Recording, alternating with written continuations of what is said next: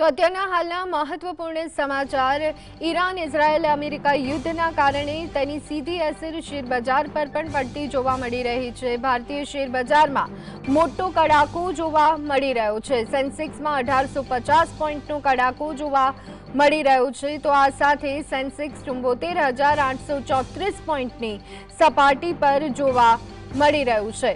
નિફ્ટીમાં પણ 550 પોઈન્ટનો કડાકો જોવા મળી રહ્યો છે। બેન્કિંગ ઓટો શેર્સમાં વેચવાલી જોવા મળી રહી છે। મિડલ ઈસ્ટમાં વધતા યુદ્ધના તણાવે ભારતીય બજારની કમર તોડી નાખી છે। શેરબજારમાં સતત કડાકો જોવા મળી રહ્યો છે। બજારમાં આ હાહાકાર પાછળનું સૌથી મોટું કારણ અમેરિકા, ઇઝરાયલ અને ઈરાન વચ્ચે છેલ્લા 20 દિવસથી ચાલી રહેલું યુદ્ધ છે અને આ યુદ્ધ શાંત થવાને બદલે સતત વધતું જતું જોવા મળી રહ્યું છે। તો જીઓપોલિટિકલ તણાવ અને યુદ્ધ જેવી પરિસ્થિતિની અસર સતત ભારતીય શેરબજાર પર જોવા મળી રહી છે। કોર્પોરેટ નફામાં પણ ઘટાડો થઈ રહ્યો છે। રોકાણકારો તેમના શેર વેચવાનું અને સુરક્ષિત સ્થળોએ રોકાણ કરવાનું શરૂ કરે છે અને તેના જ કારણે બજારમાં સતત ઘટાડો થતો જોવા મળી રહ્યો છે। તો મિડલ ઈસ્ટમાં ચાલી રહેલા યુદ્ધની અસર ભારતીય શેરબજાર પર જોવા મળી રહી છે। 1850 પોઈન્ટનો સેન્સેક્સમાં કડાકો જોવા મળી રહ્યો છે।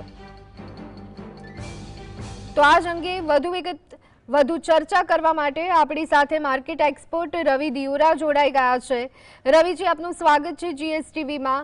યુદ્ધની સતત અસર ભારતીય શેરબજાર પર જોવા મળી રહી છે। શેરબજાર ધડામ થતું જોવા મળ્યું, શું કહેશો?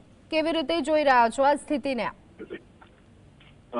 માર્કેટમાં પરિસ્થિતિ થોડી વિકટ છે। હાલાકી આપણે ઘણા ટાઈમ આપણા શોમાં પણ આની ચર્ચા કરી હતી।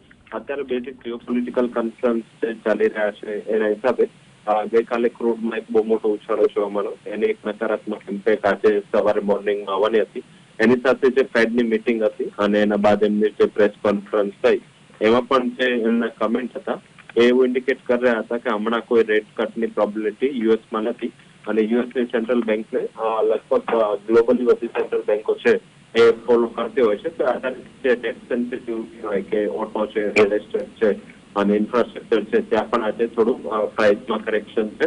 અને ત્રીજું જે એચડીએફસી બેંકના રિલેટેડ ન્યૂઝ આવ્યા કે એચડીએફસી બેંકમાં મીન્સ કે એમના ચેરમેને રાજીનામું આપ્યું અને પછી જેમના કમેન્ટ હતા એને લઈને પણ માર્કેટને નર્વસનેસ હતી। તો ત્રણેય રીઝન એક સાથે થયા એટલે શોર્ટ ટર્મમાં જે પણ મીન્સ કે રિસન્ટ માર્કેટની રિકવરી હતી એ બધી વાઇપ આઉટ થઈ અને માર્કેટમાં ફરીથી એક કરેક્શનનું મૂડ ચાલુ થયું। તો ઓલ ઓવર જ્યાં સુધી મીન્સ કે ઈરાન અને યુએસનું વોર છે ખતમ નહીં થાય ત્યાં સુધી મને એવું દેખાઈ રહ્યું છે કે આ રીતે થોડું માર્કેટ છે એ ક્રૂડના વધતા ભાવ, એનર્જીના વધતા ભાવના હિસાબે થોડું પ્રેશરમાં રહી શકે છે।